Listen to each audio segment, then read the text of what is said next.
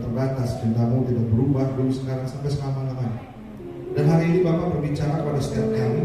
Ini anak-anak mudamu Tuhan, aku percaya gak ada kebetulan untuk mereka semua datang ke tempat ini. Aku percaya Engkau yang berbicara langsung untuk setiap mereka. Dan ketika firman kami terima Tuhan Yesus, bukan hanya itu sebagai informasi saja, tapi menjadi transformasi dalam hidup kami. Terima kasih Tuhan Yesus. Pakai Marsha, karena aku gak bisa apa-apa tanpa Engkau urapi Marsha. Semua karena anugerah-Mu saja. Terima kasih Tuhan. Kami siap dengan firman Tuhan. Help us. Dalam nama Tuhan Yesus Kristus kami berdoa dan kami mengucap syukur. Haleluya. Yuk teman-teman sama-sama katakan amin. Amin. Tepuk tangan buat Tuhan kita yang luar biasa. Haleluya. Selamat. Wah, thank you ya guys. Apa kabar semuanya? Baik ya. Happy banget loh bisa ada di sini loh. Terakhir sama Logi itu kira-kira 4 tahun yang lalu, 4 years ago ya. Ketika itu aku masih kurus ya. Teman-teman juga masih 4 tahun lebih muda pada saat itu ya. Dan akhirnya sekarang udah bukan di rent lagi, tapi aku bisa main ke rumahnya teman-teman di tempat ini. Senang bisa datang ke sini. Maaf sekali istriku tidak bisa ikut sama aku, tapi dia tetap ikut di dalam hatiku. Dia tidak kemana-mana, tetap ada di dalam. Haleluya. So, hari ini kita akan ngomongin tentang mencintai dalam kekurangan pasangan. Siapa di sini yang mau tanya dulu sebelumnya? Siapa di sini yang sudah berkeluarga? Tolong angkat tangannya, berkeluarga. 1, 2, 3, 4, 5. Nah, ya berkeluarga. Yang lagi pacaran, pacaran, angkat tangannya pacaran. Oke, 1, 2, 3, 4. Iya ya, saya lihat tangan-tangan yang berpacaran ya. Yang lagi PDKT, ada yang lagi PDKT? Dekat-dekat gimana gitu? Gak ada yang ngaku. Gak ada yang ngaku. Atau lagi it's complicated kan? Ada yang lagi it's complicated? Jangan angkat tangan ya. Ada yang lagi di ghosting mungkin? Di ghosting? Ada yang di ghosting? Gak ada ya? Aku berdoa gak ada yang di ghosting lah. Hari ini kita akan ngomong tentang mencintai dalam kekurangan pasangan. Nah, sebelum aku mulai, aku mau cerita dulu. Ada sebuah kisah yang sangat menarik teman-teman semuanya. Kisah ini adalah kisah pasangan yang punya banyak keterbatasan, dan namanya adalah Dong Zi Yuan dan Yuan Wan Yu. Yang satunya dia badannya mungkin dia kerdil ya, teman-teman lihat di situ ya. Tapi yang perempuannya juga itu tidak sempurna ternyata. Nah, awalnya laki-laki ini minder banget.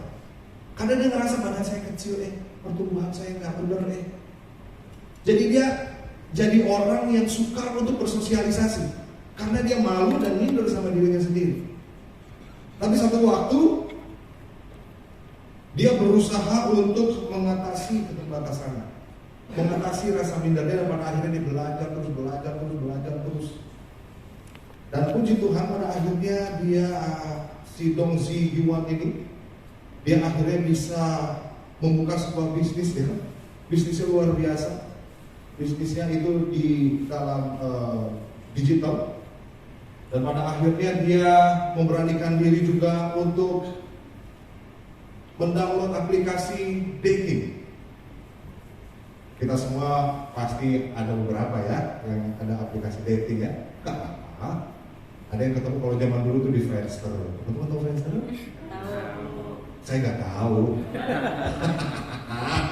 Ada yang ketemu di Facebook. Nah, sekarang udah ada beberapa aplikasi, dan dia download aplikasi yang khusus untuk mencari pasangan, tapi khusus yang difabel. Dan akhirnya dia ketemu sama istrinya, Yuan Wan Yu. Dan kalau dilihat wanita ini, kalau teman-teman nanti lihat, ini tangannya udah nggak ada di jarinya. Karena waktu kecil dia kena rumahnya terbakar, jadi hidungnya rusak, matanya nggak bisa tertutup, jadi nggak sempurna dua-duanya. Tapi kisah cinta mereka menjadi kisah yang menginspirasi di mainland China. Karena mereka saling melengkapi satu sama lain. Mereka melihat keterbatasan bukan sesuatu yang membuat mereka berhenti mencintai, berhenti mengasihi, tapi justru dalam keterbatasan mereka bisa saling mencintai satu sama lain. Dong Zi Yuan dan Yuan Wan Yu. Dan kalau kita melihat, memang mereka punya keterbatasan fisik, teman-teman semua. Tapi kita semua di tempat ini juga pasti ada keterbatasan, ada kekurangan. Ada yang sempurna di sini? Semuanya pasti punya kekurangan, atau kita bisa sebut flaws, sama-sama bilang flaws. Setiap manusia pasti punya kekurangan, entah itu ada di fisik, nextnya, ada juga di karakter. Ada 3 hal yang aku bisa lihat di sini.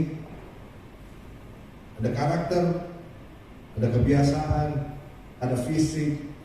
Fisik seperti yang tadi nih. Tapi ada juga karakter. Orang yang karakternya emosian terus. Ditegur dikit marah. Di sini nggak ada ya. Di sini tegur sedikit salangin. Nggak ada. Dikasih tahu sendiri sama temennya, jangan sama dia. Oh gitu ya, terbuka. Kalau di luar sana, di GOL, bukan di LOG ya, GOL. Lu jangan sama dia, lu tahu apa tentang gue? Marah. Ada karakternya emosian, marah-marah terus. Ada karakternya yang mungkin malas-malasan. Itu juga banyak kekurangan dalam karakter. Ada juga ada kebiasaan-kebiasaan yang mungkin ada orang yang kita kenal, dia memiliki kebiasaan yang kurang. Misalnya suka menunda-nunda pekerjaan. Di sini nggak ada, sekali lagi di sini keren-keren. Dapat kerjaan pagi, sore dah kelar. Minta tambah. Di GOL itu ya nggak benar tuh, aduh. Kebiasaan-kebiasaan taruh barang sembarangan. Mungkin kebiasaan-kebiasaan, kalau gue dulu kebiasaannya kalau habis main di luar, gue nongkrong sama teman-teman sampai kamar karena waktu jomblo single, langsung tidur di tempat tidur. Gak ganti baju, gak mandi, bisa tidur sampai siang, sampai pagi. Tapi ketika ada istri udah gak bisa lagi, dimarahin. Mandi dulu kamu, siap. Ada perubahan teman-teman. Ada kebiasaan-kebiasaan yang mungkin kurang. Dan terakhir juga mungkin dari segi fisik. Untuk mempelajari bagaimana kita bisa menerima dan mencintai kekurangan pasangan kita, teman-teman, kita harus tahu persis terlebih dahulu bahwa tidak ada manusia yang sempurna. Shalom. Pengkhotbah 7 ayat 20. Ini aku pakai versi bahasa Indonesia masa kini ya. Di bumi ini tak ada orang yang sempurna. Tak ada yang selalu berbuat baik dan tak pernah berdosa. Semuanya pernah melakukan dosa. Dan tak ada yang selalu berbuat baik. Aku berbuat baik kok. Mungkin tindakannya baik. Mungkin kalau wanita-wanita mulutnya yang kurang baik. Di sini nggak ada, sekali lagi. Dan kalau teman-teman baca di ayat yang berikutnya lucu deh. Jangan dengerin omongan-omongan orang. Apalagi yang ngomongin tentang orang lain, mengutuk orang lain. Dan kamu jangan ikut-ikutan. Maksudnya ngegosip gitu teman-teman. Jangan-jangan kamu juga digosipin sama orang lain. Atau jangan-jangan kamu juga ngegosipin orang lain. Jadi di diri kita tuh sebetulnya kelakuannya banyak absurdnya. Apalagi anak-anak muda juga beberapa punya prinsip YOLO, you only live once. Cuma sekali Kak. Dan aku mau ngelakuin apa aja yang menurutku aku masih muda. YOLO. Gak ada di dunia ini yang sempurna, teman-teman. Kita harus tahu itu dulu. Mungkin memang istrimu, suamimu, pasanganmu gak sempurna memang. Tapi kamu harus tahu kamu juga gak sempurna.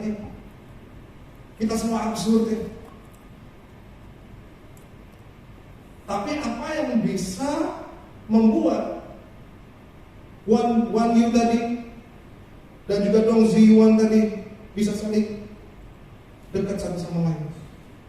Memang trigger mereka adalah yang namanya CINTA, cinta. Sama-sama bilang cinta. Love. Sarang.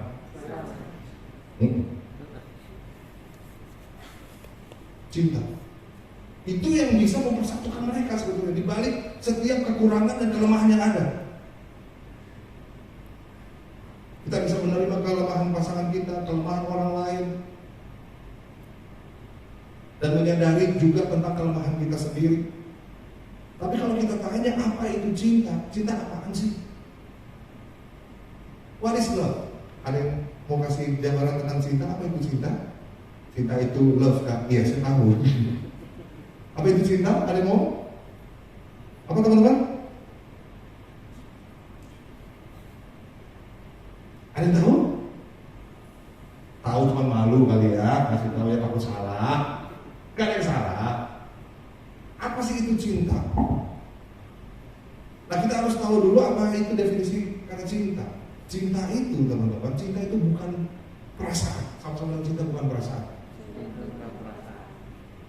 Banyak orang kebalik pikir cinta itu berhubungan dengan perasaan, padahal dia tidak punya rasa. Cinta itu bukan seperti emosi yang marah, sedih. Karena kalau cinta itu adalah perasaan, maka dia mudah sekali untuk berubah-berubah. Suatu waktu gue pernah telepon istri gue dari pulang pelayanan, ya lagi apa? Oh enggak, aku lagi di rumah aja nih, lagi siram tanaman. Kamu lagi apa? Dia lagi di jalan, bentar lagi pulangnya. Oh udah selesai ibadahnya? Udah. Ada pelayanan lagi ya? Enggak, mau pulang. Udah makan belum? Belum belum sempet. Kok belum makan sih? Kamu dari pagi belum makan loh. Iya tak buru, tadi aku lagi siap-siapin ini bahan khotbah. Lihat ini gak keburu makan, khotbah pulang langsung pengen pulang. Makan dong, nanti kamu sakit gimana? Dimarahin teman-teman. Dari sayang-sayangan jadi berantem. Yang pacaran pernah gitu gak? Teleponan 1 jam, 2 jam, awalnya sih mesra. Tapi tiba-tiba berantem. Di sini gak ada. Di sini semua sayang-sayangan. Terus sampai habis itu 2 jam. Kalau zaman gua dulu ada telepon 3 detikan. Lagi apa? Di rumah. Dia gak main pulsa. Gak kalah beda. Bersyukurlah. Iya. Jadi berantem. Gak kedengeran apa sih? Jadi berantem teman-teman. Karena perasaan gampang sekali berubah. Teman-teman pernah dengar gini? Gimana dong sama si Rusdi? Gak ada yang namanya Rusdi kan? Nah, gue udah infil sama dia. Pernah? Gue udah males, bete gue sama dia, infil banget. Padahal dulu pas PDKT, oh my god Rusdi, mukanya kayak jungkuk. Kalau dia minum kopi jadi jiwa itu keluar kopinya. Saking bening, cowok bening. Orang pakai skincare. Tapi untuk apa pakai skincare kalau ada sama yang care? Jangan di-save ya. Awalnya sih, ya Allah. Bener gak nih? Coba tolong koreksi kalau salah. Waktu PDKT yang diharapkan akan ditungguin apa? Message dari pasangan kita. Handphone makan dibawa, mandi juga dibawa, di kamar dibawa, pasti bukan, dia WhatsApp. Kalau dulu dia BB, waktu cuma dibilang lagi apa? Mungkin agak-agak manja-manja kalau PDKT, kipah.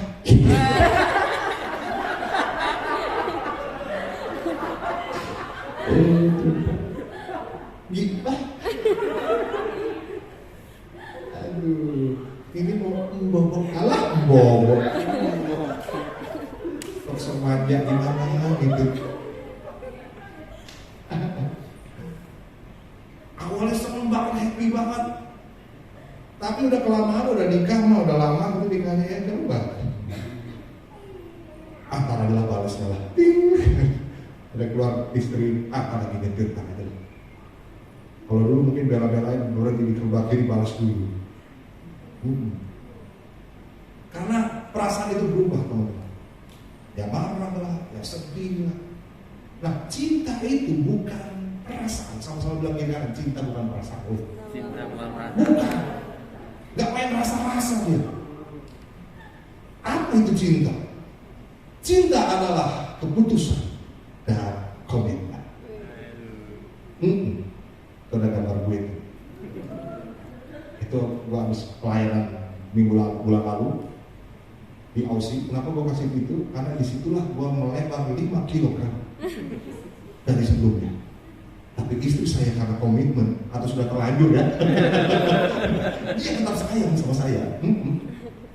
Itu lebar lagi naik. Waduh, itu saudara atau teman-teman, sesuatu dulu nggak kayak gini. Dulu ada apa sih? Agak ya. Karena pada suatu saat nanti muka gue udah gak kenceng lagi, rambut gue udah gak lebat lagi, mungkin botak di belakang, poninya udah jarang-jarang. Kalau mau French cut gitu ya gak bisa, poninya udah jarang-jarang, uban, gigi ompong. Nah, makanya cinta bukan perasaan, cinta adalah komitmen dan keputusan. Ketika aku pengen hidup semati sama kamu, meskipun pada nantinya kamu makin tua, nafas makin bau, ketombe makin banyak, perut makin buncit, tapi cinta yang membuat aku komit sama kamu. Makanya cinta adalah keputusan dan komitmen. Kalau yang sudah nikah nggak bisa putar balik, terimalah apa adanya. Yang pacaran masih bisa dipikirkan. Karena kalau BPN, gue selalu bilang sama teman-teman, sama anak-anak bilang, kalau BPN kalian yakin BPN sama aku bisa putus loh. Kalau BPN tugas kita adalah meragukan, tapi pas nikah meneguhkan. Cinta adalah keputusan dan komitmen. Sampai itu seumur hidup. Karena pada waktu pernikahannya, sekarang gue pernikahan gue 7 tahun sama istri gue, udah gak ada lagi setrum-setrum tuh teman-teman tuh. Kalau dulu jalan sedikit kesentuh aja, gitu. Kayaknya happy banget bunga-bunga. Sekarang nyentuh dikit panas aja. Asli, bener. Cinta adalah keputusan dan komitmen. Karena kita semua punya kekurangan. Makanya kalau teman-teman lagi pacaran ya, coba kenali pasanganmu dari yang paling buruk sekali, hancur-hancurnya dia, bobrok-bobroknya dia, kenali dia. Yang paling kacau lah pokoknya. Kalau teman-teman bisa berdamai dengan itu, lanjutkan. Kalau nggak bisa berdamai dengan kekurangannya dia, mendingan nggak usah. Karena kamu harus membuat komitmen dan keputusan sampai seumur hidup, for the rest of your life. Kalau udah jadi pasangan, kita harus terima apa adanya, karena cinta memang menerima apa adanya, setuju ya? Tapi cinta juga tidak membiarkan kita jadi apa adanya. Kita pasti akan berubah untuk orang yang kita mau kasih, untuk orang yang kita cintai. Pasti ada sesuatu yang men-trigger kita untuk berubah. Dasarnya apa? Cinta. Cinta adalah keputusan dan komitmen.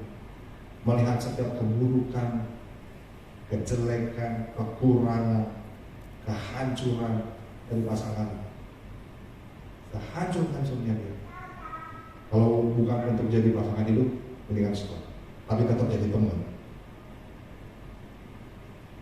Mencintai dalam kekurangan, itulah yang dilakukan sama Tuhan Yesus. I love you. Next. Kita tahu kita punya banyak kekurangan, teman-teman. Kita adalah orang yang absurd. Kita banyak kesalahan, banyak lakuin dosa.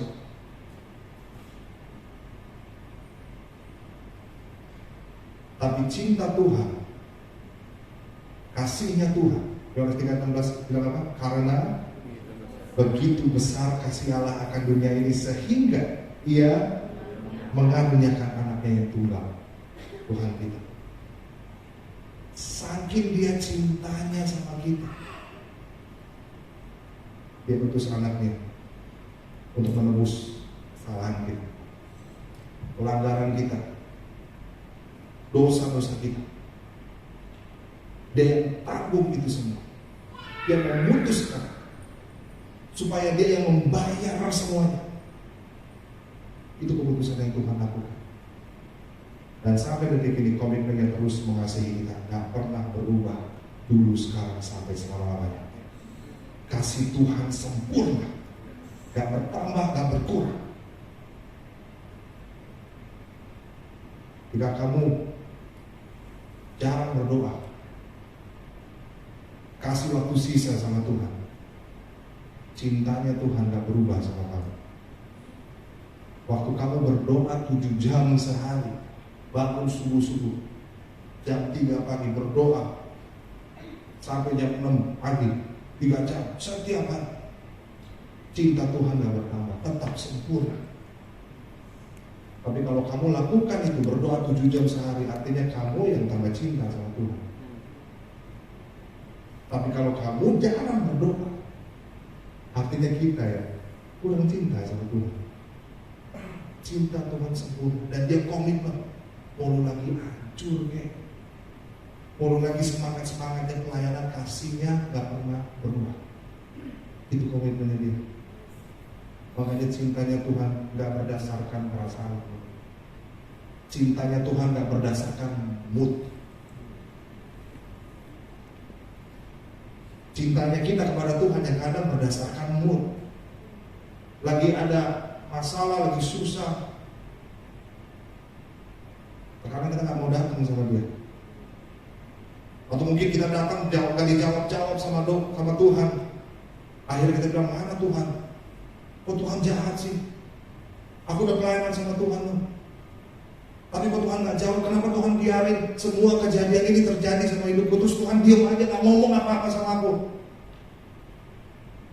Dan pada akhirnya kita kecewa sama Tuhan. Kita gak mau datang lagi sama Tuhan, mundur dari pelayanan. Aku gak mau pelayanan lagi. Capek aku pelayanan. Kalau hidup aku begini-begini terus. Ironisnya adalah ketika kita berhenti melayani, Tuhan terus melayani kita. Itu cintanya Tuhan. Gak berdasarkan mood, gak berdasarkan perasaan. Cintanya Tuhan sempurna.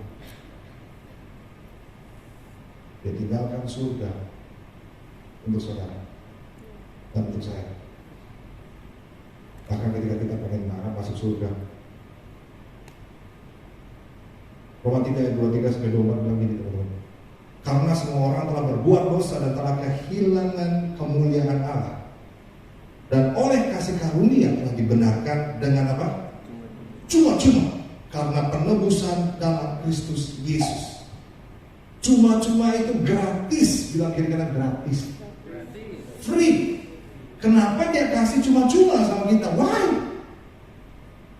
Kenapa? Karena cintanya sungguh-sungguh luar biasa dalam hidup kita, teman-teman. Cintanya gede banget, makanya dia kasih dengan cuma-cuma.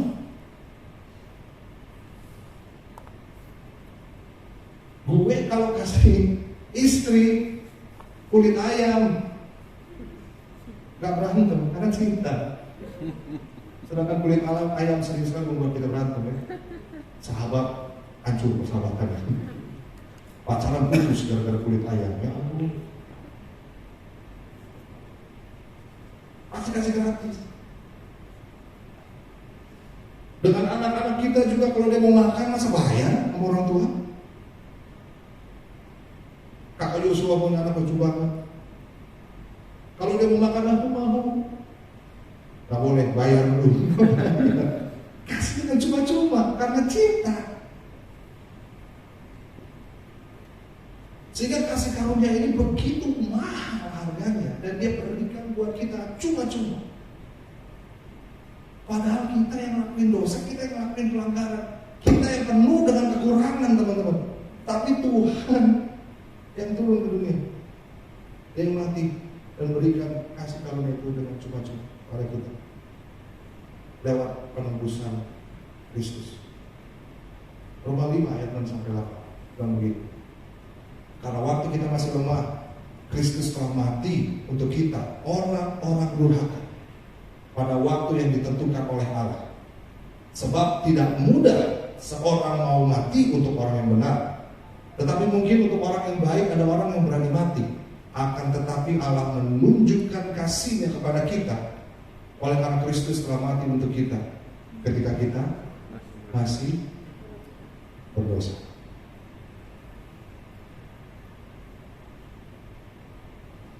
Setiap kali gue ada kesempatan untuk melayani Tuhan, itu selalu ingat, kenapa kok saya dulu waktu banget, bahkan sekarang juga gak benar-benar banget, bahkan sekarang juga kadang-kadang ada aja godaan. Tapi kenapa bisa kuat? Itu karena anugerah Tuhan, karena cinta Tuhan. Makanya ketika kita tadi nyanyi sujud Dia hanya biar suara saya nggak setengah saya kurang gitu. Setengah saya naik. Tepuk tangan buat dia dong. Cukup. Jangan panjang-panjang ntar dia sombong. Jomblo bro? Oh enggak, saya nggak jomblo, saya single. Oh enggak, tapi ada ya. Waktu ini sujud Dia hanya ku bawa hidupku,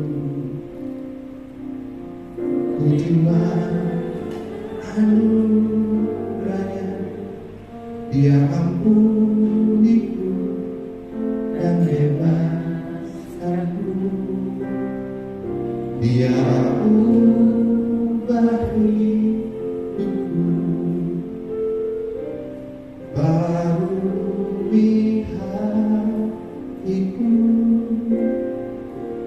sesuatu terjadi saat Bapa di tangannya. Teman-teman, kita ini manusia yang sangat lemah. Jadi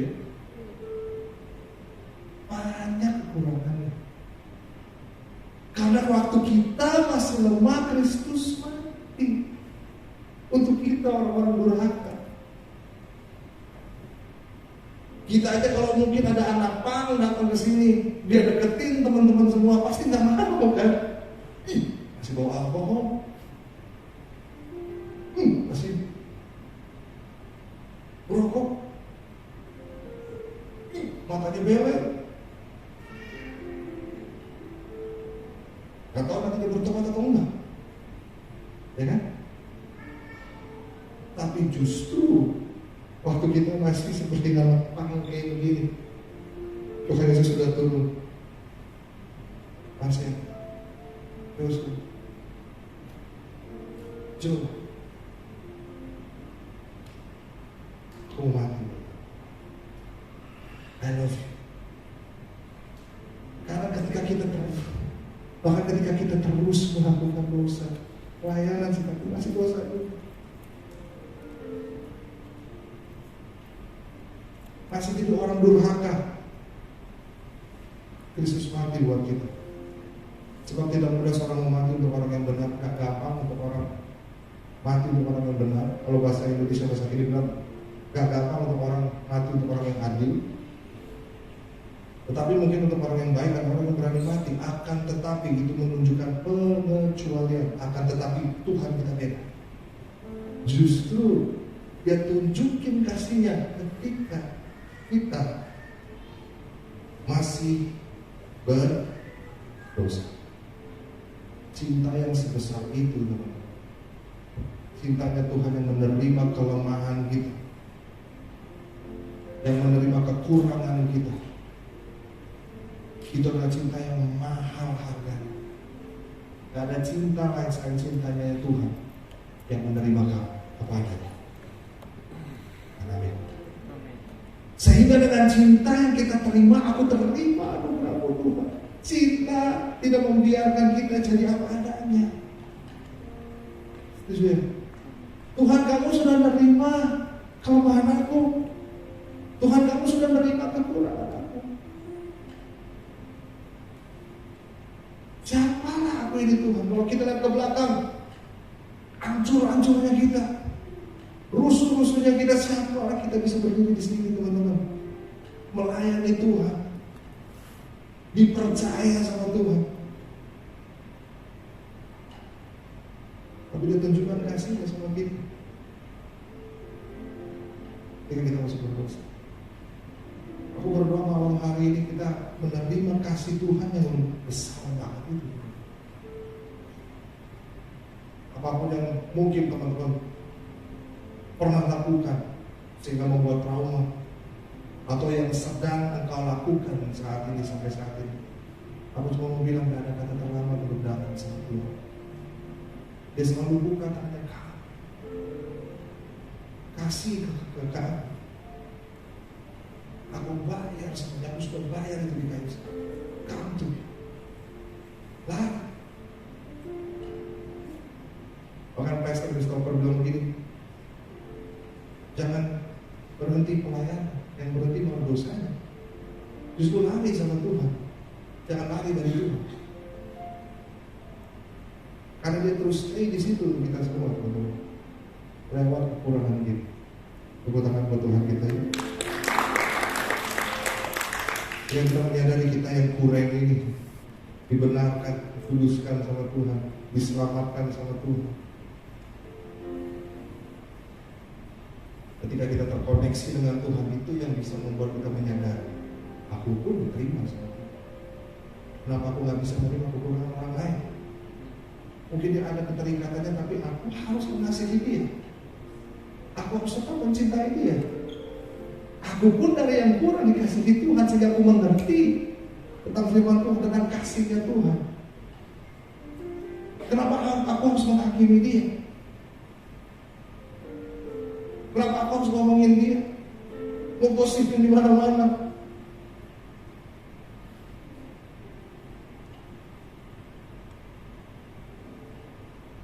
Next one. Jangan merasa jadi si paling benar, karena dia yang paling benar. Rela mati untuk yang paling gak benar. Kayak kita. Siapalah kita merasa si paling benar, paling tahu Alkitab, paling kudus, paling rohani, sehingga saking kita merasa agama kita di atas rata-rata, kita melihat kekurangan orang lain, ya masih merokok, ya masih ngomong dorong. Padahal yang harusnya kita lakukan, kita rangkul mereka. Haleluya. Demikian juga dengan pasangan kita, siapa kita merasa kita paling benar, yang sebenarnya kita nggak benar-benar banget. Cuman dia sang kebenaran sejati, dia yang paling benar. Tuhan kita yaitu kebenaran sejati itu. Dia saja rela mati untuk yang paling benar, untuk orang-orang durhaka. Siapalah kita, teman-teman, sehingga kita tidak bisa mencintai pasangan kita atau orang lain dengan kekurangan mereka, rangkul mereka. Kalau untuk sekarang teman-teman yang punya suami, punya istri, punya pasangan, kasih mereka apa adanya, terima mereka, sambil berdoa supaya Tuhan ubah mereka. Karena aku percaya ketika Tuhan jamah mereka, dia pasti ubahkan. Dan juga teman-teman yang sedang bergereja, sedang melayani Tuhan, ada di komunitas, ada di komunitas, lihat orang dengan kacamatanya Tuhan, bukan dengan latar belakangnya yang hancur, bukan dengan karakternya yang mungkin belum bertobat. Pastikan kita jangan merasa jadi si paling benar. Haleluya. Bilang kiri kanan, jangan merasa paling benar loh. Merasa paling benar.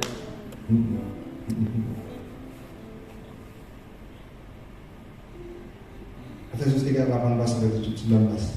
Aku berdoa supaya kamu bersama-sama dengan segala orang kudus dapat memahami betapa lebarnya dan panjangnya dan tingginya dan dalamnya kasih Kristus, dan dapat mengenal kasih itu, sekalipun ia melampaui segala pengetahuan. Aku berdoa supaya kamu dipenuhi di dalam seluruh kepenuhan Allah.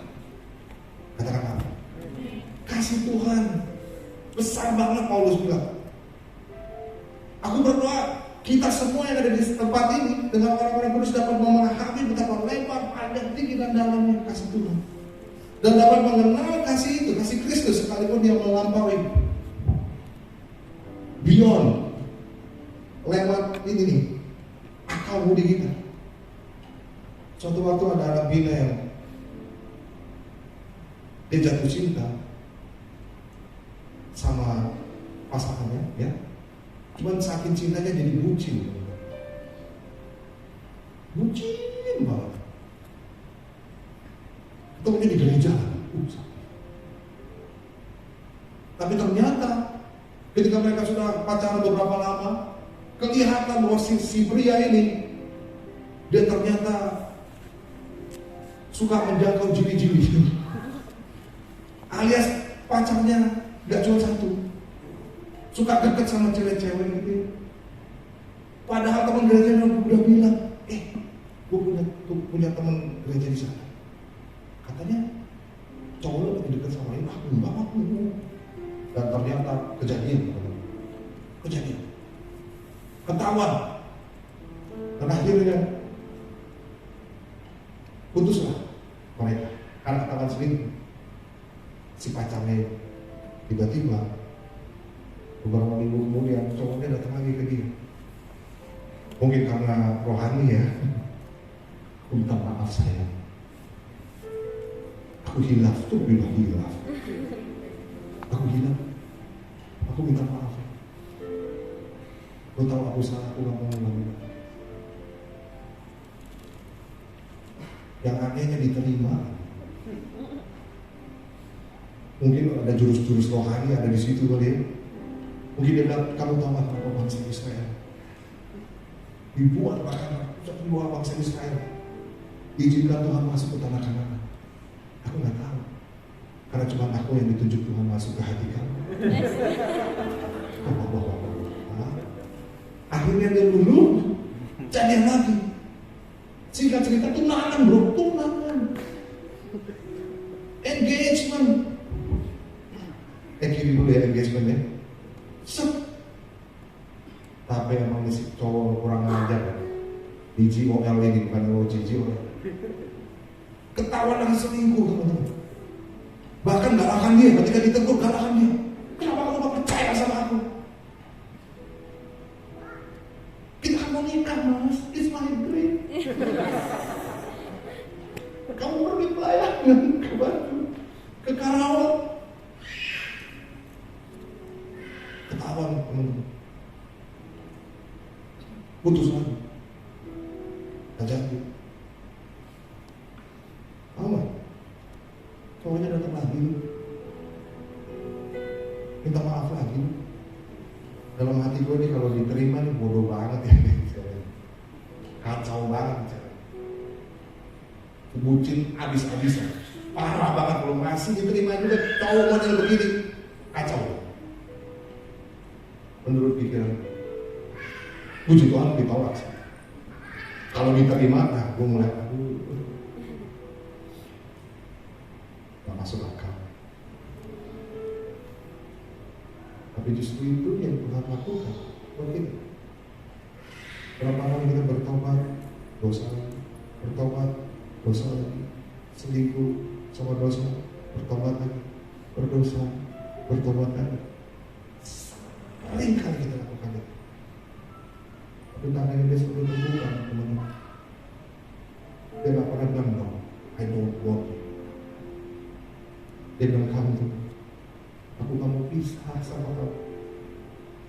Kamu pengen sama-sama dengan kamu. Cintanya melampaui tangan kita. Di mana kita bisa dapat cinta yang sebesar itu? Cuma di dalam Tuhan. Haleluya. Aku berdoa malam hari ini. Udah stop kita main-main sama Tuhan. Stop kita nyakitin hati Tuhan terus. Ternyata dia gak pernah berhenti untuk mengasihi kita. Stop kita untuk terus cuekin dia. Malam hari ini aku berdoa supaya kasih Tuhan menjawab kita semua. Mungkin kamu juga udah sering pelayanan, tapi kayaknya sekarang agak jauh, udah gak ada rasa-rasa lagi kan. Aku udah gak tahu gimana, aku ya ke pelayanan cuma sekedar kegiatan aja lah. Yang penting aku masih di gereja, tapi esensi hubungan aku sama Tuhan aku udah gak tahu. Aku tersesat di jalan yang benar. Mungkin malam hari ini engkau termasuk ini. Mungkin dulunya kamu berapi-api sama Tuhan, tapi saat ini kayaknya udah biasa aja gitu. Dulunya yang luar biasa, sekarang jadi biasa-biasa aja. Nah hari ini kita mulai menyadari kembali bahwa kita tuh diterima dengan kekurangan kita, bahkan kehancuran kita yang paling hancur sekali. Aku percaya kenapa kita harus ngomongin tentang ini teman-teman. Karena saya percaya di luar sana banyak orang-orang yang masih hidup dalam kekurangan mereka. Mereka perlu tahu ada kasih Tuhan yang bisa menerima mereka. Dan mana mereka bisa tahu lewat hidup teman-teman semua yang sudah diangkat sama Tuhan, sudah dikasihi sama Tuhan lewat hidupmu untuk mereka yang mau katakan amin. Bahkan lewat hidup berpasangan suami istri jadi berkat buat mereka. Roma 15:1 tutup dengan dulu. Sebab itu terimalah satu akan yang lain. Sama seperti Kristus juga telah menerima kita untuk kemuliaan Allah. Yang mau katakan apa?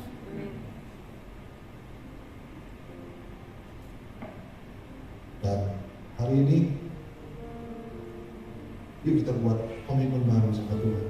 Cinta kita sama Tuhan bukan berdasarkan mood atau perasaan, tapi memang sungguh-sungguh karena kita menerima kebaikan kasih karunia yang begitu besar.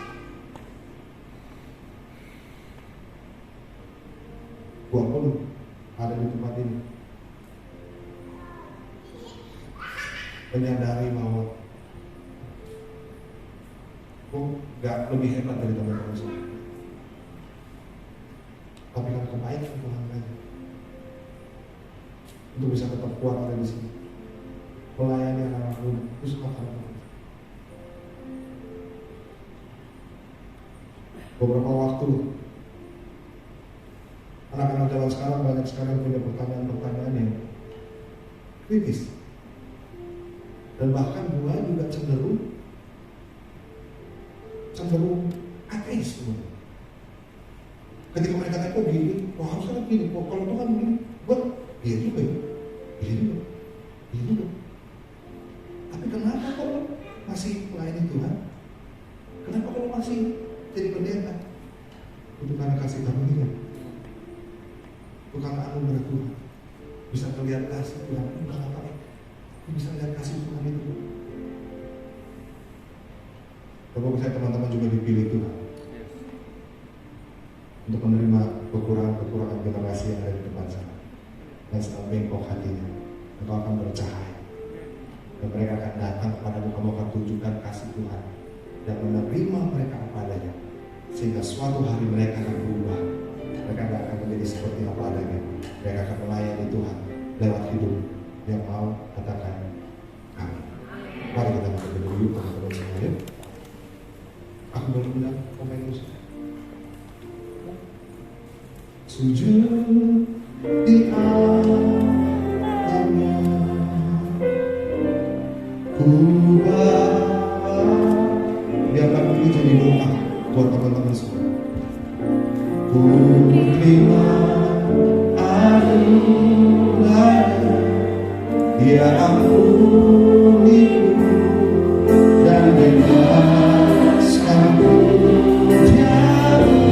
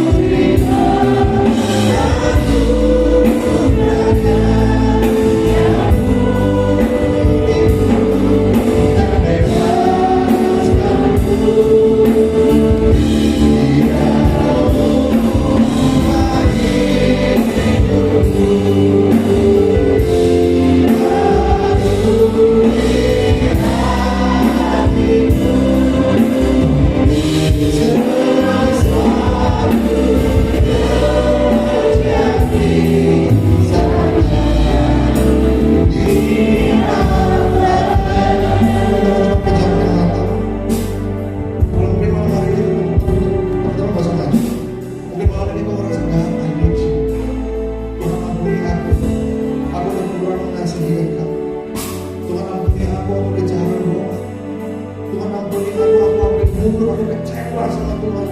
Aku sebenarnya pahit, aku marah sama Tuhan. Tapi hari ini Tuhan Yesus Tuhan gak pernah berhenti mengasihi kita. Thank you Tuhan buat kepercayaan. Terima kasih Tuhan. Kakak ingin memperbaharui Tuhan. Dia gak kemana-mana, dia gak jauh dari Tuhan. Cukup angkat tangan kananmu dan tangan kirimu di dada. Aku berdoa, teman-teman, aku gak akan doain teman-teman, tapi aku berdoa kepada yang mengangkat tangan sebelah kiri kanan, moga doakan mereka. Teman-teman yang doain sendiri, kau doakan teman-teman, kau doakan anak-anak yang mengangkat tangan, biar sampai doakan di situ. Angkat sebelah kiri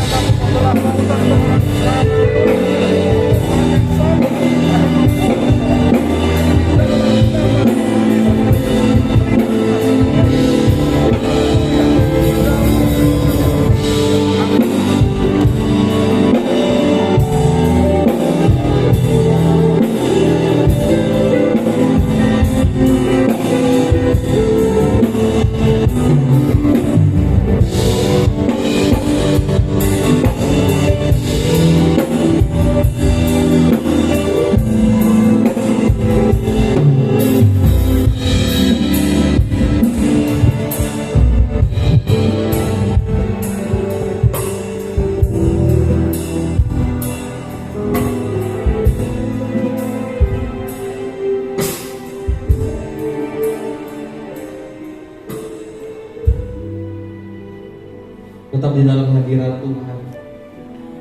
Kita ambil waktu 1-2 menit teman-teman.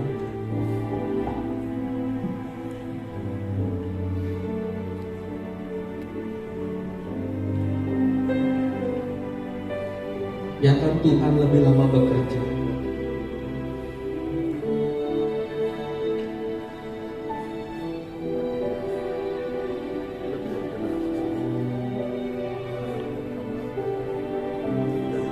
Mulai terbuka dan mulai jujur di hadapan Tuhan.